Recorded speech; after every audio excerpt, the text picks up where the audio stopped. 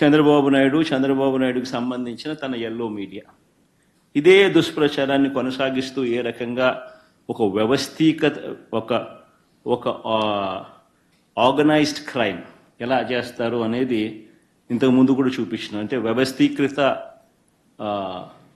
నేరాలు చేసే ఒక వ్యవస్థ వీళ్ళకి మాత్రమే ఉంది.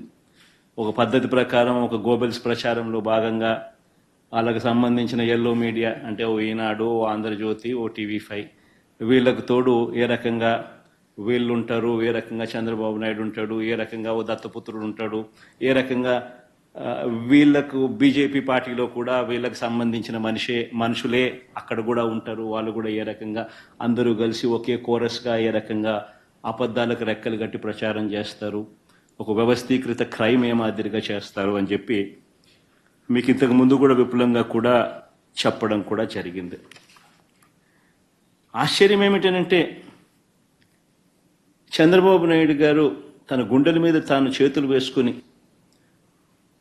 తాను ప్రజలకు సమాధానం చెప్పాల్సిన విషయం ఇది. ఎందుకనంటే అధికారంలోకి వచ్చి 6 నెలలు అవుతా ఉంది. మొత్తం ప్రభుత్వం యంత్రాంగం అంతా కూడా చంద్రబాబు నాయుడు గారి చేతుల్లోనే ఉంది. మా దగ్గర లేదు, మా చేతుల్లో లేదు. 6 నెలల నుంచి మొత్తం ప్రభుత్వ యంత్రాంగం అంతా చంద్రబాబు నాయుడు గారి చేతుల్లోనే ఉంది. ఆయన అధికారంలోకి వచ్చి 6 నెలలు అయింది. మరి చంద్రబాబు నాయుడు గారి చేతుల్లో ఉన్న అధికారులతోనే తానే బడ్జెట్ తయారు చేయించి అసెంబ్లీలో తానే ప్రవేశపెట్టాడు. అందులోని అంకెలు కూడా చంద్రబాబు గారే పెట్టారు. చివరికి ఆ లెక్కలను కూడా కాన్స్టిట్యూషనల్ బాడీ అంటే కాగ్, ఒక రాజ్యాంగ వ్యవస్థ, ఒక రాజ్యాంగ సంస్థ కాగ్ కూడా ఆ అధికారిక లెక్కలను ధృవీకరించింది. మరి ధృవీకరించిన తర్వాత నీ హయాంలో నీ అధికారుల చేత నీవు ప్రవేశపెట్టిన బడ్జెట్, నీవు ప్రవేశపెట్టిన నీ లెక్కలను కాగ్ కూడా, కాన్స్టిట్యూషనల్ బాడీ కాగ్ కూడా ఆడిట్ చేసి ధృవీకరించిన తర్వాత అది కూడా ఆ రిపోర్ట్ కూడా నువ్వు కూడా అసెంబ్లీలో నువ్వే టేబుల్ చేసిన తర్వాత మరి నువ్వు చెప్పిన నీ లెక్కలు, నువ్వు చెప్పిన ఈ నంబర్స్ మరి నువ్వే ప్రవేశపెట్టిన తర్వాత ఈ అప్పుల గురించి మీరు ఖరారు చేసిన వివరాల మీద మీరే ఒప్పుకోకపోతే ఇక మీరు అసెంబ్లీలో ఈ నెంబర్సు ఇవన్నీ ఎందుకు ప్రవేశపెట్టారు? మీరు పెట్టిన వాటి మీదనే మీరే అసెంబ్లీకి సాక్షిని చేస్తూ అసెంబ్లీకి ప్రవేశపెడతారు. పెట్టిన తర్వాత మీ మంత్రులు మీరు మళ్ళీ బొంకుతారు. 6,46,000 కోట్ల అప్పులున్నాయని మీరే ప్రవేశపెట్టి మీరే లేదు 6,46,000 కోట్లు కాదు 10,45,000 అని ఎవడు అంటాడు, ఇంకోడెవడో ఇంకో నెంబర్ అంటాడు, ఇంకోడెవడో ఇంకోడు అంటాడు, చంద్రబాబు నాయుడు గుంజిని తీస్తానంటాడు, ఇంకా వస్తే మీరు పక్కకు వస్తే మీకు చెప్తాను, ఇంకా ఎక్కువ ఇంకా వేరే నెంబర్లు చెప్తానంటాడు. మరి చంద్రబాబు నాయుడు అసెంబ్లీకి ప్రవేశపెట్టిన ఆ డాక్యుమెంట్స్ మీద, తన హయాంలో తానే ప్రవేశపెట్టిన ఈ డాక్యుమెంట్స్ మీద తానే అసెంబ్లీలో ఒకటి ప్రవేశపెట్టి ఇంకొక మాటలు తాను మాట్లాడుతూ ఉన్నాడు అని అంటే కేవలం సూపర్ 6, సూపర్ 7 హామీలను ప్రజలు ఎందుకు నువ్వు ఇవ్వడం లేదని నిలదీస్తారు అనే ఒకే ఒక్క కారణం చేత బొంకిందే బొంకుల బాబు అని చంద్రబాబు నాయుడుని ఎందుకు అనకూడదు?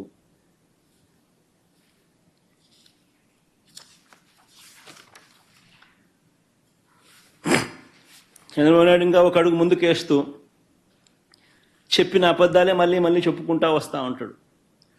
స్పిల్ ఓవర్ అకౌంట్స్ మీద కూడా ఒక ఇదే రకమైన దుష్ప్రచారం.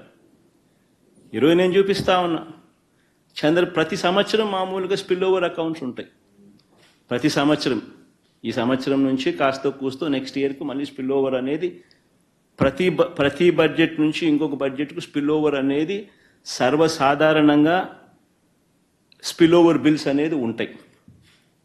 చంద్రబాబు నాయుడు గారు 2019లో దిగిపోతూ తాను స్పిల్ ఓవర్గా తాను బకాయిలు పెట్టిన బిల్స్ మాకు ఇచ్చిపోయిన బిల్స్, ఆ బిల్స్ మేము కట్టిన బిల్స్ ఎంత అని చూస్తే 42,183 కోట్ల రూపాయలు మేము కట్టాం. ఆయన ఎక్కడెక్కడ బిల్స్ పెండింగ్ పెట్టిపోయాడు అని చెప్పి ఇంతకు ముందు చాలా సుదీర్ఘంగా కూడా చెప్పాను. మళ్ళీ అకౌంట్స్ను మళ్ళీ చెప్పాలి అని అంటే మళ్ళీ ఒకసారి ఇక్కడంతా కూడా కనపడతా ఉన్నాయి. ఆరోగ్యశ్రీకి ఏ రకంగా 680 కోట్లు పెట్టాడు, విత్తన బకాయిలకి ఏ రకంగా 960 కోట్ల రూపాయలు తాను ఏ రకంగా ధాన్యం సేకరణ బకాయిలు, విత్తన సేకరణ బకాయిలు 360 కోట్లు, ఇట్లా రకరకాలుగా ఏ రకంగా పెట్టుకుంటాడు. పవర్ బిల్స్ ఏ రకంగా, పవర్ సబ్సిడీ ఏ రకంగా తాను ఇవ్వకపోవడం వల్ల తాను డిస్కాములకు పెట్టిన బకాయిలు ఏ రకంగా ఉన్నాయి అన్నీ కూడా చూసుకుంటే మొత్తం consumer affairs food and civil supplies 5,786 కోట్లు, ట్రాన్స్పోర్ట్ డిపార్ట్మెంట్ 180 కోట్లు, women and child welfare department 265 కోట్లు, హ్యాండ్లూమ్స్ అండ్ టెక్స్టైల్స్ 19 కోట్లు, అగ్రికల్చర్ డిపార్ట్మెంట్ 2,378 కోట్లు, AP seed development corporation limited 249 కోట్లు, హార్టికల్చర్ డిపార్ట్మెంట్ 1,084 కోట్లు, యానిమల్ హస్బెండరీ డిపార్ట్మెంట్ 59 కోట్లు, ఫిషరీస్ డిపార్ట్మెంట్ 88 కోట్లు, ఇండస్ట్రీస్ కామర్స్ షుగర్ డిపార్ట్మెంట్ 200 కోట్లు, డైరీ డెవలప్మెంట్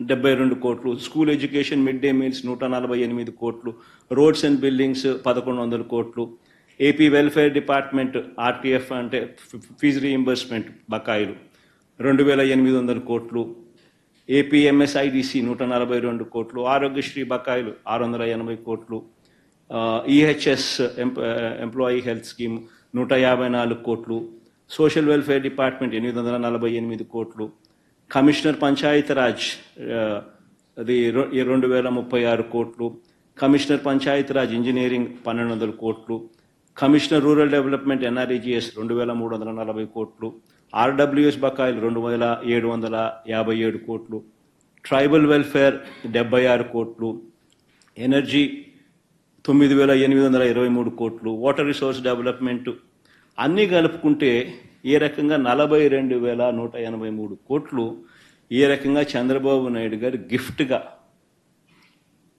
వైఎస్ఆర్సీపీ ప్రభుత్వం రాకమునుపు తానిచ్చిన గిఫ్ట్. ఇలా సర్వసహజంగా ఈ బిల్లులు గిఫ్ట్గా ఈయన ఇస్తూ ఉంటాడు. ఆ తర్వాత మేమే ఈ బిల్లులన్నీ కూడా కట్టడం జరుగుతుంది. అయితే దీన్ని కూడా ఆయన అర్ధాంతం చేస్తాడు. ఏదో కొత్తగా బహుశా ఇన్ని వేల కోట్లు బహుశా ఏ ప్రభుత్వం బహుశా గిఫ్ట్గా ఇవ్వరు. ఒక చంద్రబాబు నాయుడు గారు మాత్రం ఆ గిఫ్ట్ ఎక్కువ ఇచ్చినాడు. మిగతా ఏ ప్రభుత్వాలైనా ఇంతింత గిఫ్ట్లు ఎవరికి ఇవ్వరు. అయినా కానీ మేము చిరునవ్వుతోనే కట్టాం, దాని గురించి మేమేం కంప్లైంట్ ఏం చేయాల.